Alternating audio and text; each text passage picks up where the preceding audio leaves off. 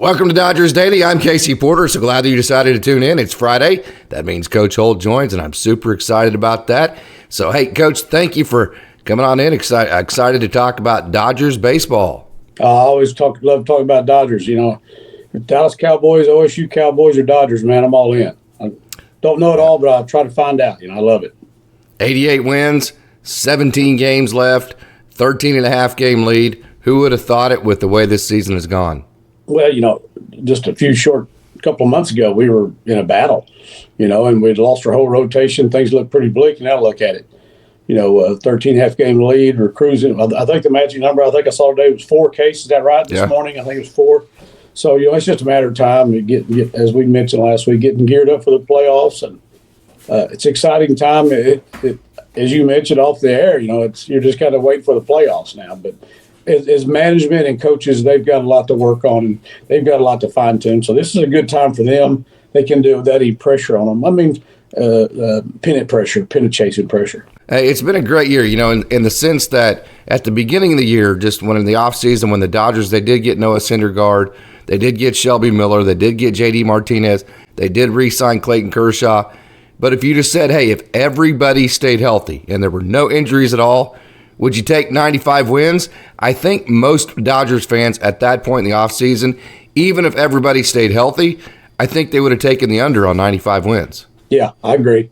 Even if they'd stayed, because there's a lot of unknowns there, you know, in a lot of areas. And, of course, you know, the trade deadline changed some of that. But, I think, I'd have been, if everybody stayed healthy, I think, we'd been looking at a totally different year. And who knows, maybe you wouldn't be. You know, sometimes you do things under duress that you wouldn't normally do that turned out to be a positive. So, you know, it'd be easy. I'd love to see it if everybody stayed healthy, but, you know, not going to happen, or didn't happen. So that, you know, you kind of mentioned that maybe it wouldn't have been because maybe you wouldn't have been in such a sense of urgency mode. Right. And now that pretty much, you know, this division's been clinched, you could just tell in the Padres series the sense of urgency is not like it was even, say, 2 weeks ago. Does that worry you that you still have 17 games that aren't going to be played with the sense of urgency you played the whole year with? I think it does. We've talked about this in the past as a coach. You know, you never want to just get in where you're quote unquote cruise mode, you know, where you're just kind of cruising along the season, because that's not the way it ever is. And even in a 162 game schedule, you know, it's not what we call the football mentality. You can't have that over 162 games. But, you know, it's like I mentioned before, I think this is good for management people and the coaches as they look at what they need to have ready. They know who they're going to have to beat if they're going to go very far, and who they're going to play. And for the most part, I think it's a good time for them. But, you know, you hate as a coach, and you know this as well as I do, of not having any sense of urgency when you take the field. But these are professional baseball players, multi-millionaire professional baseball players for the most part. They get up every morning, and this would be I never was fortunate enough to be this. They get up every morning, and they're baseball players, or they're baseball coaches. From the time they get up and go to bed, and me and you know that would be, you know, I would think, looking from the outside, it'd be a great life, that being that person. So there may not be a sense of urgency, but I think you got the leadership of Mookie and Freddie and guys like that who've been there and who knows what it takes. And they're still fine-tuning. You know, those guys I don't think they ever quit, quote-unquote, grinding. I don't know if you call it grinding, but yes, you do, because it's a tough business. It's tough to be good at baseball on any level. If you're going to be good, it's not easy. You know, so I don't think the players, it may look that way. If there's some cruising going on, it's because, you know, the management and the coaches have decided to do something like that, to either save arms. Say Bobby Miller, I know he's got a lot of innings going. He's a young guy. You don't want to push your luck. You may want to back off him a little bit. You know, that gives you a chance to do that. But it's one of those deals. It's kind of like if I'm winning a basketball game by 40 points, and I'm still pressing. That's not the player's fault. That's because I told them to do that. That's correct. So it's, you know, that's not on the players. They're going to show up at the ballpark and do what they're paid a lot of money to do. And I think if there's any cruising going on, it'd be the management. But I don't think it's something they have to do at this point, I think.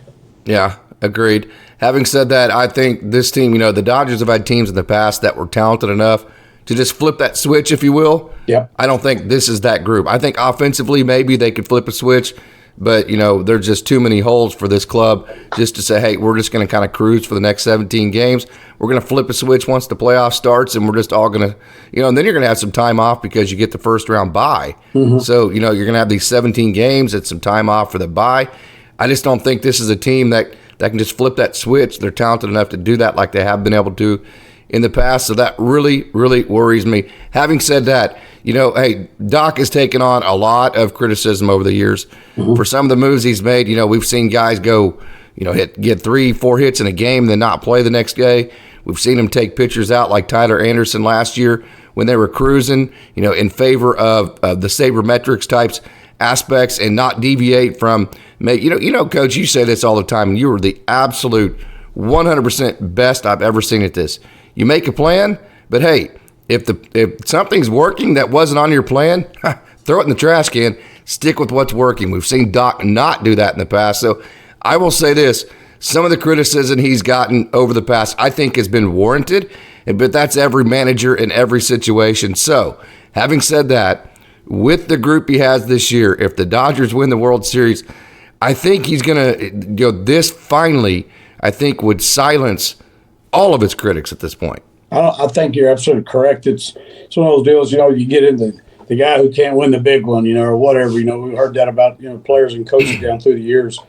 If he can somehow pull this one off, I think his pretty much his legacy will be set. If they'd have won, because like you said, they're going to take the criticism of, being the best team in baseball in people's eyes and not even getting to the World Series. Yes. You're always going to live with that. And like you said, some of the moves we made, but, me and you have made those moves as well. Sure. on a smaller level, on a smaller stage. But, baseball is a game that you're going to look like an idiot. You're going to look like a genius. It happens to everybody. And everybody's criticism. Tony La Russa caught a lot of criticism. That's a guy that won several World Series titles, and his legacy's set, is for the most part. But, some of that, I agree with you. Some of that with Dave Roberts is warranted in the past. But even up to this point, what he's done this year is so impressive. And what him and the coaching staff's been able to do with what they've been dealt. Again, I've said this several times. Name any other team that could lose their entire starting rotation and have a 13F game lead, including the Braves, which has an outstanding rotation. Name anybody that could have done that. So, he's even, I look at it from a standpoint of, yes, I wanted to do, but I don't have the high expectations going to the playoffs. I know what I want them to do and what I'm going to hope they do, but, it's more pressure on you when you are considered the greatest team in baseball and you don't win. These guys, I think the pressure's off a little bit. Everybody's like, the Braves are unbeatable or however you want to look at it. They whipped us last time we played them. So I think in that respect, the pressure's kind of off for Roberts and them guys at this point, because what he's done to this point as a manager and that ball club has done with what they've been dealt has been amazing. And you can't take that away from. I know we're not in for moral victories. We don't pay millions of dollars to people and run multi-million-dollar organizations for moral victories. I know they're not into that business, but you have to look at some point. If you're evaluating Roberts, that's what you got. It's outstanding what he's done this year up to this point, and he can just make it even more so if they take it to a higher level. Yeah, it's always a fascinating situation listening to fans talk about Dave Roberts, and I'm usually one who defends him, but then there are times to where you just go, okay, man, I can't, just like every other manager, man, I can't go there at this point, and there's so many, I think, if people understood exactly how many decisions, just go into every 9-inning game, and then you times that by 162, you times that by roster construction, well, yeah, you're going to have, more than a handful of times where you're going, I wonder why they did that. When there is so many different decisions to make just in one game. Okay, Coach, Clayton Kershaw gets pushed back for the second time in a row. Bobbymiller will go tonight. What are your biggest concerns in terms of Clayton Kershaw? My only deal with him is age.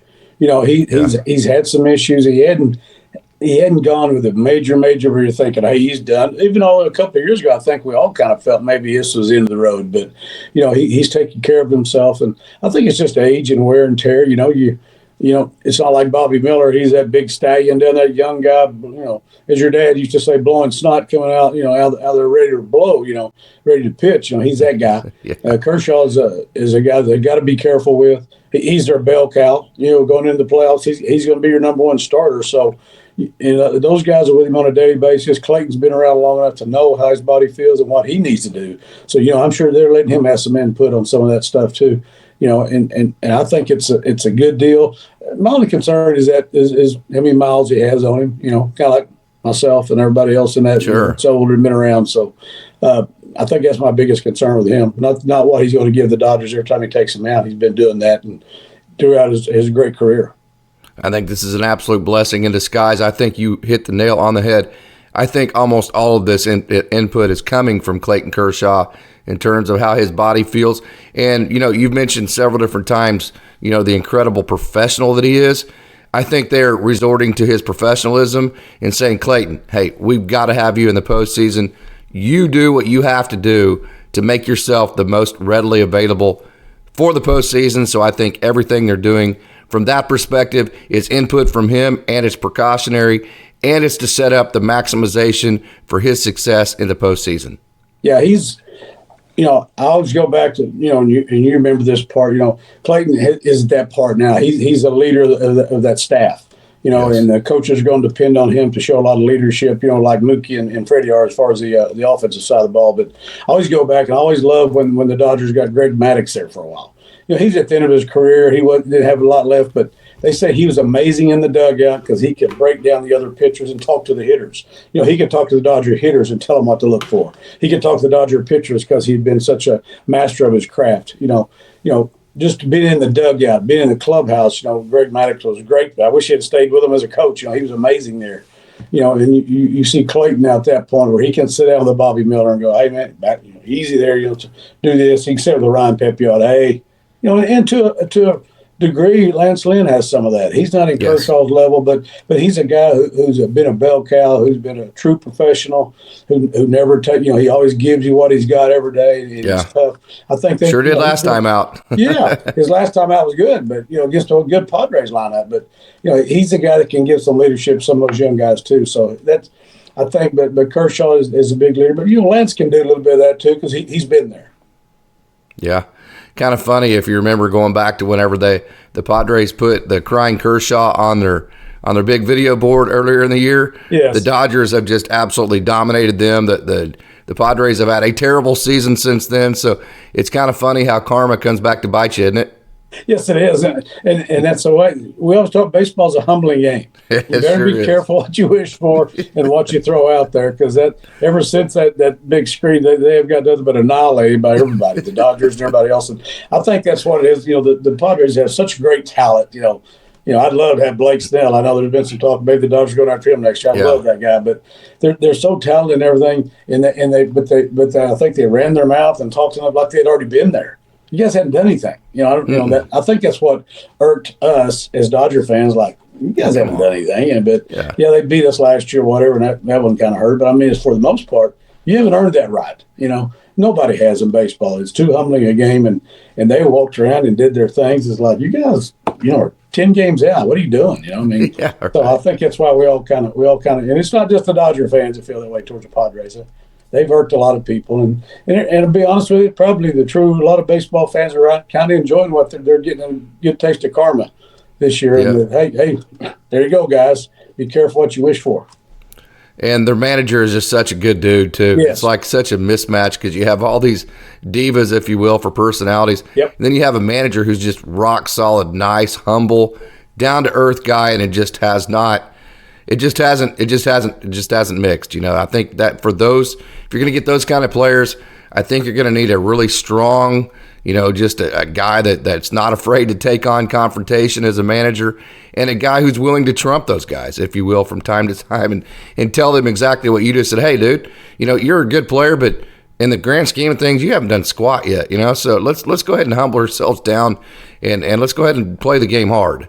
Where's Jim Leland when you need him? There you go. Yes. Smoking a cigarette in the dugout. Get a cigarette in the dugout and let them have it. That Barry Bonds video is one of the greatest of all time. But this is my effing team, and we're going to do things my way, guys. We've all been Jim Leland fans ever since that time. You need a Jim Leland with guys like this, or even a Tony La Russa. That was my dad, my high school coach, and my coach.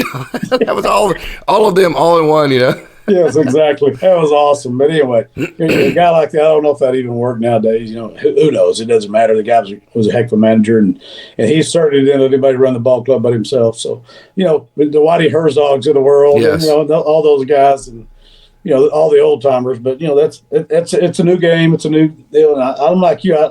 Their manager's he's a rock solid guy. He's a good baseball man, and it's got to be frustrating for him. Not knowing the guy personally, but just from outwardly looking in, it's got to be frustrating for him what he's dealing with there. So hopefully, I hope they don't get too good, but it'll probably change at some point. Yeah, it's got to be a helpless feeling for him. Like I can't control this situation. There's nothing I can do. These guys make 10 times more money than I do. So one of those situations that's difficult. Okay, let's dive into the Ryan Pepiot performance. Honestly, in some ways, Coach, we've seen him have better performances in terms of results, but after giving up the 2 home runs, the 4 runs, the dude just absolutely buckled down, especially when he gave up the leadoff. I believe it was a double in the 6th inning to start his 6 innings of work. We've seen him in the past, whenever he gives up a couple of hits, then try to strike everybody out. The next thing you know, you've walked a couple guys, the base is loaded, your pitch count is way up there, and you're only giving your team 4 or 5 innings. Not him, not now. This is a Pepiot that's much more mature. He, even in the face of the 2 home runs, even in the face of the 4 runs total, still no walks. He still bought into the fact that, hey, I need to keep my stuff in the strike zone, even if it's getting hit. And I know that goes against his nature because it just pisses him off to give up hits like that. But he's been trained to fill up the zone. He did it. So in a lot of ways, Coach, I think this last performance for Ryan Pepiot showed more growth than any other performance he's had as a Dodger. There's no doubt he's matured. I go back to Maddox again. He said he became a great pitcher when he not tried to make guys not hit the ball, where he wanted guys to hit the ball. Where he's spotting. I think when we talked about Pepiot in the past, where he's sent back down, and I think you interviewed him, and he, a very eloquent guy, but that he knows what he needs to be doing. He did it on the big league level. I'm going to go down to AAA and work on some things. And like I said, he comes right back up and gets a little, gets slapped in the face there again, with a good offensive lineup, with some great hitters. But like you said, never back down. And that's a sign of growth right there. That this guy's coming on very quickly. And I think in the playoffs, I think we're going to see him just kind of flourish. I hope so.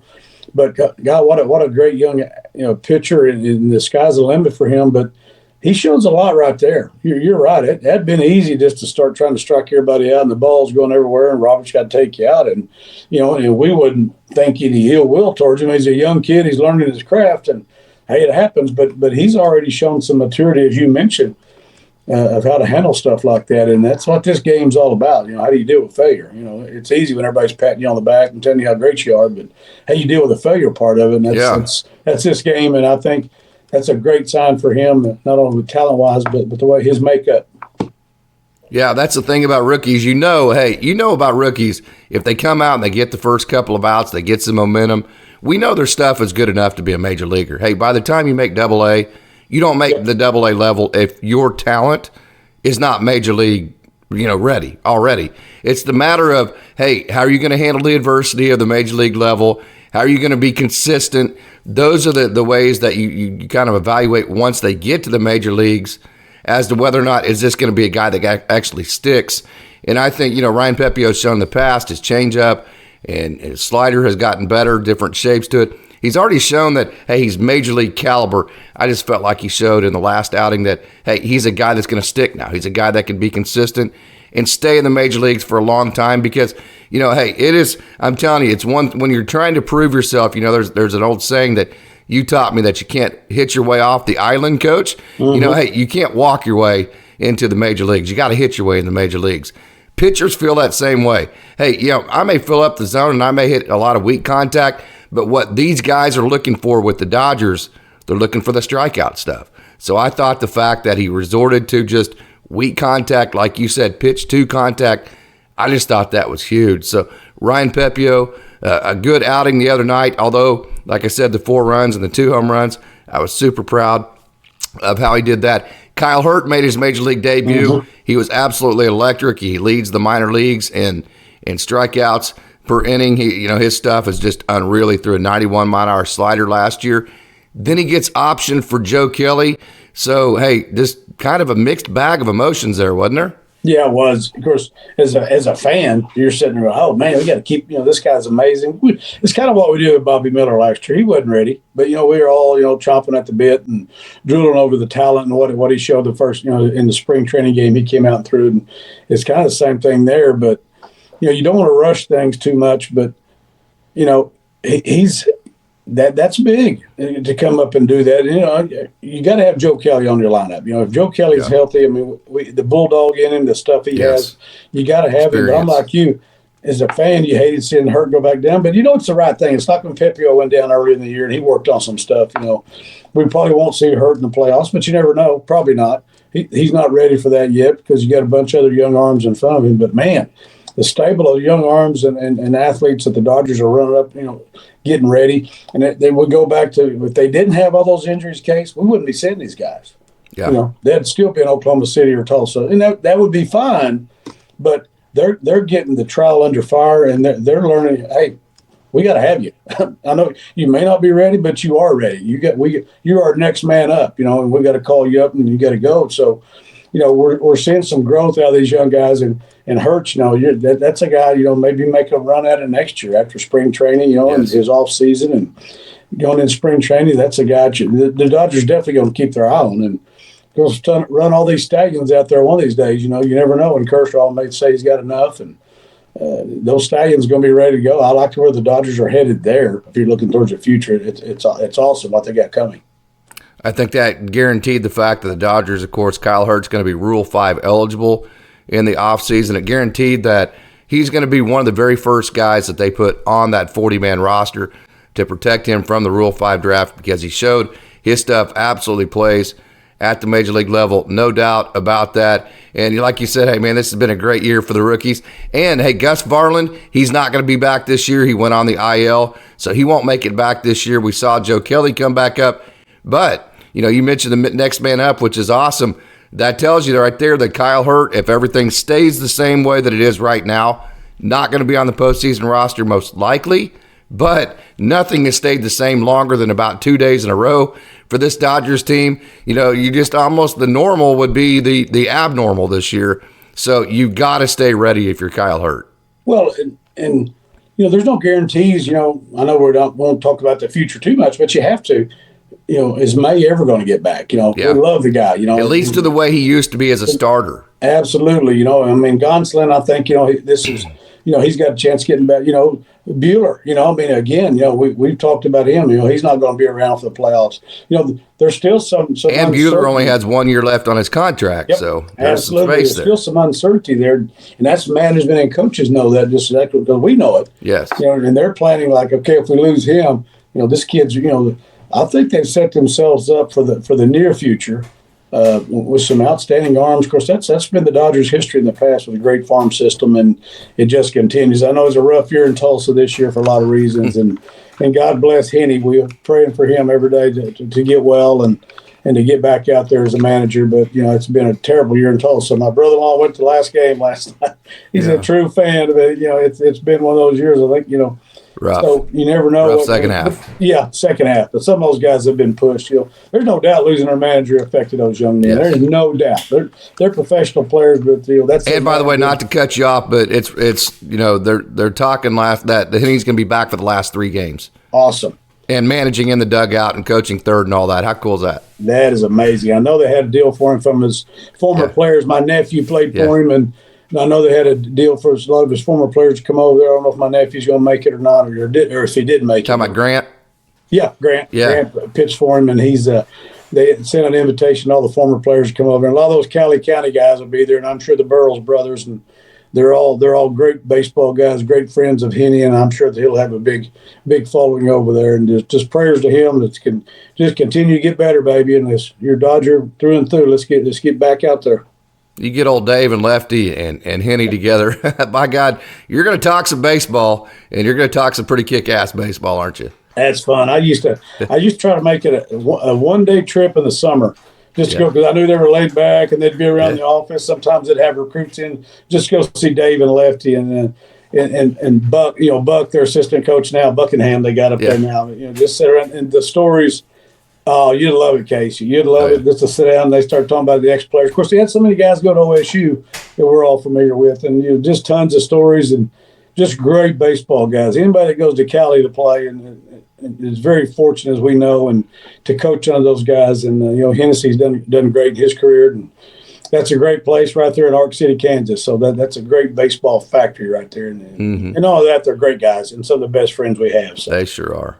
They sure are. And they are very laid back until they have a player that doesn't play as absolutely hard as he can and isn't playing to win the game. If as long as you're doing those two things for those guys, hey man, you're gonna get nothing but the most awesome. If that doesn't happen, then we're gonna have problems. But that's totally awesome guys and totally awesome baseball people. And it was really cool to hear Henny. He jumped on the broadcast for like 3 innings the other night, and it was cool to hear him describe the game as he was seeing it from the booth, as a manager would see it. So that was a lot of fun to hear him talk. Okay, so as we move into this last 17 games, Coach, what is your biggest concern for the Dodgers moving forward? I think it's the pitching staff. I mean, there's no doubt, how they're going to piece it together. I say piece it together. I mean, I know they've gotten good intel, so to speak, in the latter part of the year and what they've had to deal with all year. There's no surprises now for those guys. I mean, there's no you can't throw anything at Dave Roberts and his staff now that he's like, there's a curve, there's something, because they've been dealing with it all year. These guys have dealt with it all year and done a tremendous job. So, but I think it's got to be the pitching staff because just how they're going to be able to do it. Again, series are different, and they're spaced out enough for TV and all that stuff that you can you don't have to have as many guys, but you got to have the quality because it's also a loss. Loss is a loss, and it's big in even a 3-game series. Obviously, a 3-game series and a 4-game. So I think that's my biggest concern is just how the pitching staff's going to hold up. You always worry about when you go out and face a big time pitcher, but the Dodgers' offense has been so good. 4 guys over 20 homers and. And you got Outman and Smith right there at almost 20. So, the offense, I don't think, they're going to have their moments where a great pitcher may shut them down. But, that's my biggest concern, just how they're actually going to make the pitching staff work. And, to be honest with you, Lance Lynn, I ain't worried about Lance Lynn being tough enough or being a professional. That's his makeup, But, you concerned, are we seeing as we've talked about before, you seeing that Lance Lynn we first saw or the one that's been going recently? But I think he's a professional that – he's going to get himself ready now, knowing what he's got in front of him too, just like Kershaw.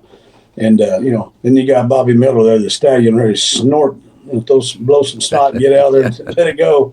And so you ever seen a bull that's fired up? That's how they look like. Yeah, absolutely. And and that's a great sign. So if that comes around, the Dodgers will have a chance to make a run if the pitching staff can hold up.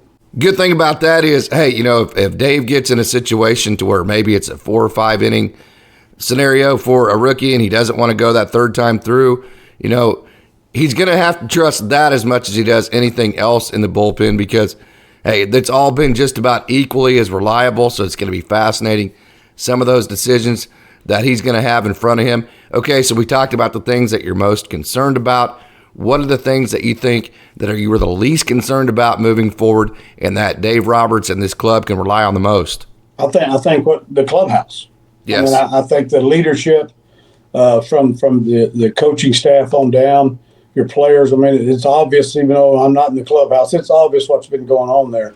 They've got great leadership. The older guys are showing the way, and they're producing, and they're bringing these young guys along. I think the mentality of this ball club and the makeup of this ball club is off the charts. We all know at some point that's not enough, but sometimes it is. So I really like what they're made of and what they've shown this year, what they've been able to accomplish under duress. I'm telling you, I know I'm just following the Dodgers, but I can't imagine any other team ever went through that. Yes. Losing their entire pitching staff in the history of baseball. Maybe I'm wrong, but being a Dodger in the fan, history of baseball. in the history of baseball, if you lost your entire rotation, are still able to win or do anything, it's a built-in excuse for failure. But the Dodgers went just the other way. So their makeup, their clubhouse is probably the best part about it, and that's big. We've seen wild card teams go in and win the World Series, and same way in football, we see wild card football teams that get hot at the right time and go do it all. So these are professionals. Everybody's got professional athletes and Major League Baseball players. So, but they don't all have great makeup. So that's what I love about the Dodgers this year. Well, and then you've lost Yency Almonte, and then Alex Vesia didn't pitch as well as he did last year. Mm-hmm. You know, you've moved Evan Phillips to the closer role, and so it has been, it's been one of those deals, and it's just going to make it to me that, of course, your interest level's off the charts every time they're in the playoffs, but for so many different reasons, this year's just going to have so many fascinating elements to it. So super excited about that, but hey, still 17 games to go. Got to stay in second place. And the Dodgers, you know, having a great year. So hey, just got to get through and keep that winning culture going for the last 17 games and then get ready for the postseason. So, Coach, hey, thank you so much for joining. It's been just an awesome time for me. Always great to get to see your face and get to talk to you and get to talk some baseball and then Dodgers baseball with you, Coach. Always great to see you, Case, and family. You're family to me, so I love seeing you every Friday morning talking about the Dodgers. Don't get any better than that. So thanks for having me on, and thanks to the Dodger fans out there that watch this, and just know we're all in the same boat, man. We're all pulling the same way, so let's go get it done. Hey, by the way, I mentioned Chris and Becky and Ron and Rex and Randy and all those guys last week. Hey, Grant, you mentioned him. I saw him in OSU baseball camp. He's got a boy that was there. Yep. I guess he's doing pretty well there in the Dallas-Fort Worth area, so tell him hello as well. So, hey, fans, I hope you enjoyed today's show. So now, hey, it's time to direct our attention to the minor leagues. There were 2 playoff games last night in the Dodgers system. Oklahoma City and Tulsa were both in action. So let's not waste any more time. Let's get right to it. Let's take a trip down on the farm.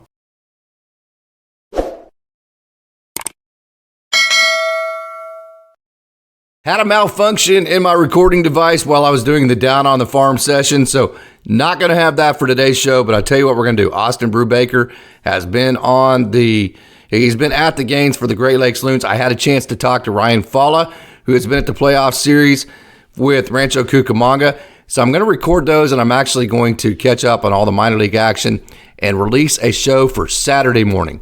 So the Down on the Farm for all the action last night. And then tonight's action, we'll actually hopefully get a chance to talk to Austin, and we'll do our Down on the Farm section for tomorrow, tomorrow morning, Saturday morning, and we'll get caught up for all that. So if you want to get caught up on all the minor league action in the last night and then tonight's action too, be looking out for that Saturday morning. So excited for that. So sorry about the recording malfunction. Sometimes things happen. I got a little bit busy there, got to get to work and all that kind of stuff. So it just didn't work out for today. So hopefully you tune in tomorrow.